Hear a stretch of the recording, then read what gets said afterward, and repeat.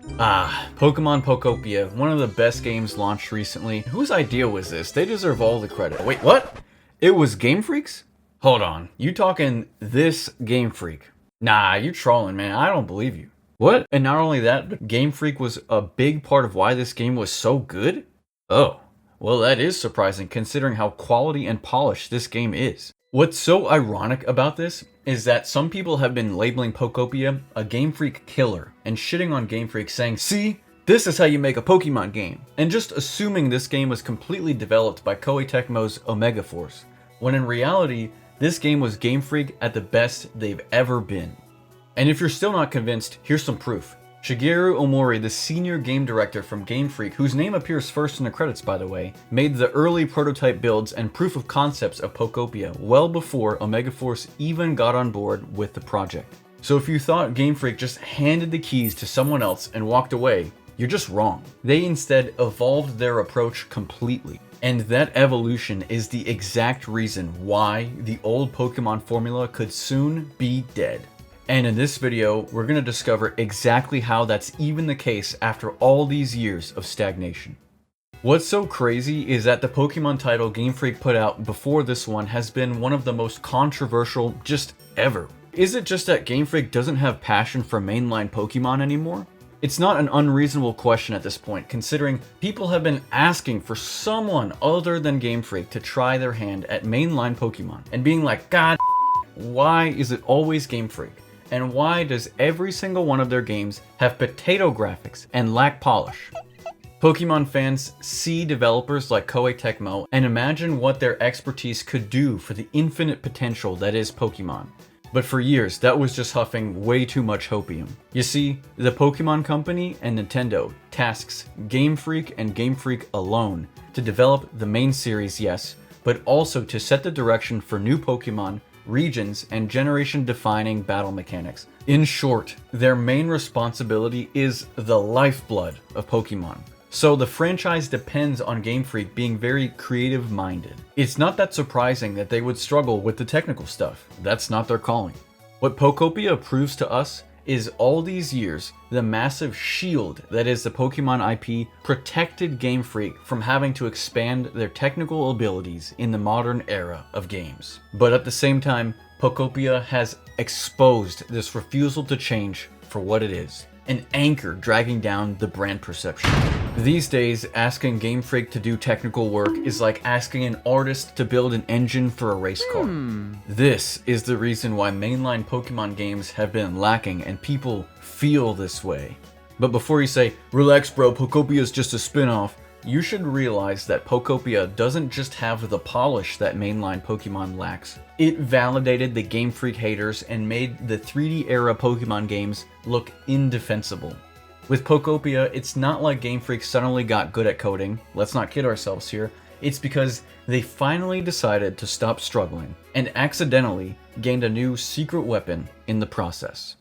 Because you're right, Pokopia is a spin-off, not mainline. Some of the best Pokemon spin-offs have been from other developers other than Game Freak. Like, what would you say is the Pokemon game with the best story?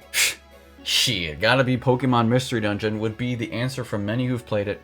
Others might say Colosseum or XD Gale of Darkness if you're old and have a GameCube. But these have always been direct handoffs where Game Freak had no involvement. Pokopia is a true co-development. But even then, not in the way you might think. Believe it or not, this game was executed to Game Freak's own vision and they oversaw everything. Pikachu, Moslax, the story, the art design, all of it was Game Freak.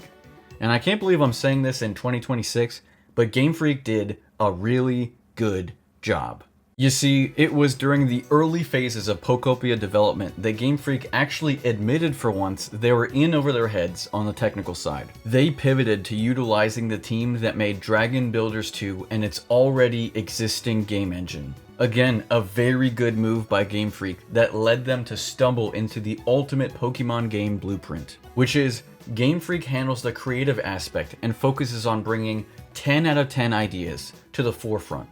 A capable guest star developer handles the technical aspect and focuses on 10 out of 10 execution of those ideas.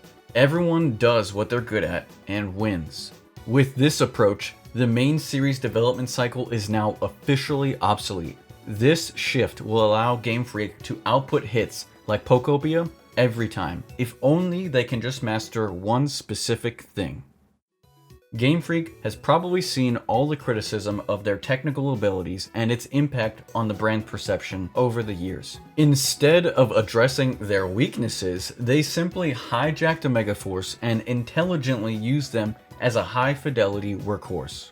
Pokopia shows us that by outsourcing the technical work, Game Freak can live their truth. But still, is this even normal? Will Game Freak never do this again because they will look like bots or have to admit that they don't have the skills to make a high-fidelity game along with their creative designs? Well, if you like this kind of Pokemon deep dive with dumb jokes, subscribe for more, because technical outsourcing in general is becoming more and more common in many fields. In fact, it's just how industry globally is changing. Even I personally have experience with it working in STEM. This isn't just coming from research and analysis anymore. Why this works so well is that it's much simpler and often cost-effective to point fingers and demand quality instead of whatever this is when the responsibility is externalized from your company. Outsourcing turns a messy internal struggle into a get it right or you don't get paid contractual obligation. Think of this power dynamic like a customer and business relationship, because that's exactly what it is. Game Freak is now the customer, and the customer is always right. Like how NASA oversees companies like Boeing and SpaceX to design and build rockets for exploring outer space, Game Freak could oversee contractors like Koei Tecmo to build games for the limitless potential that is the Pokemon IP.